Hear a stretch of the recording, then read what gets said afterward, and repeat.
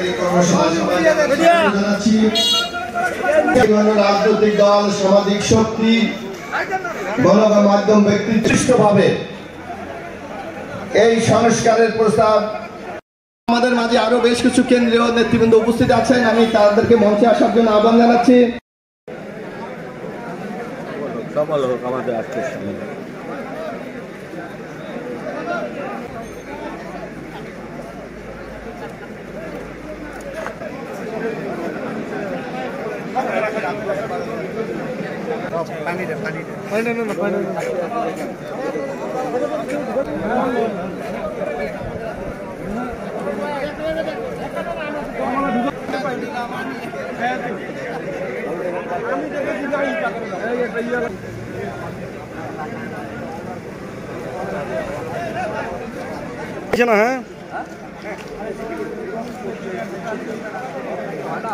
মেরামতের 31 দফার আমাদের যে কাঠামোগুলো দিয়েছেন, আসলে আমাদের আমরা এগুলো মানুষের মাঝে জানান দিব এবং এগুলোর মাঝে আমরা দেশ পরিচালনা যেগুলো আমাদের রাষ্ট্রকে আরো এগিয়ে নিয়ে যাবে এবং মানুষ এগুলোর অনেক সুবিধা নিতে পারবে। আর আমাদের তো করার জন্য আজকের যে আমাদের এই কর্মসূচি আমাদের এই পঞ্চগড় জেলা বিএনপির আয়োজনে উদ্যোগে এখানে আজকে অনুষ্ঠিত হচ্ছে।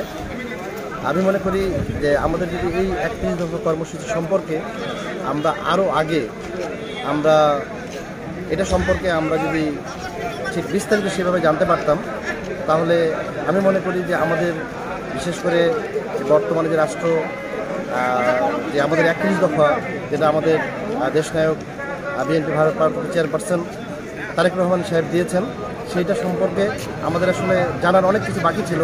আমরা আজকে মনে করি যে আমাদের যে আজকের এইখানে যে প্রোগ্রামটি হচ্ছে এই প্রোগ্রামের মাধ্যমে আমরা 31 দফা সম্পর্কে আমরা অবহিত হব এবং পরবর্তীতে আমরা আমাদের যেমন আমরা উপজেলা পর্যায়ে, ইউনিয়ন পর্যায়ে এবং ওয়ার্ড পর্যায়েও আমরা কিন্তু এইটা নিয়ে বিস্তারিত আমাদের নেতাকর্মীদের সঙ্গে কথা বলতে পারবো, তাদের ধারণা তাদের মাধ্যমে আমরা দিতে পারবো এবং ভবিষ্যতে আমি বাংলাদেশ জাতীয়তাবাদী দলের 31 দফার রাষ্ট্র মেরামতের যে কর্মসূচি, এই কর্মসূচিতে জনকল্যাণকর অনেক বিষয়গুলোই আছে যেগুলি আমরা এগুলি প্রশিক্ষণের কারণে আমরা জনসম্পৃক্ততা বাড়াইতে পারবো। মানুষের যে চিন্তা চেতনার উন্নয়ন হবে, রাষ্ট্রের উন্নয়ন হবে।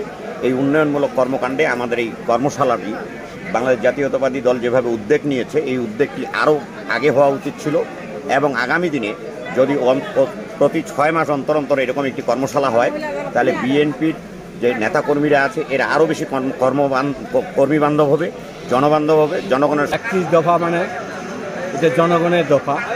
রাষ্ট্র সুন্দরভাবে পরিচালনা করার জন্য আগামীতে রাষ্ট্র কীভাবে চলবে, প্রশাসন কীভাবে চলবে, সরকার কীভাবে চলবে, জনগণের জন্য কী করা যায়, সেই দৃষ্টিভঙ্গি থেকে 31 দফা উনি প্রণয়ন করছেন। আর 31 দফার কর্মশালা এর আগে আমরা রংপুর বিভাগে করছি, আস্তে আস্তে এখন আমার জেলায় জেলা হচ্ছে। আগামীতে আমরা এরপরে হয়তো থানায় থানায় করব, ঠিক একই ধারায় করব। এটা হলো কি, এটা পলিটিক্যাল কোনো বক্তব্য না, এটা জনগণের খোরাক।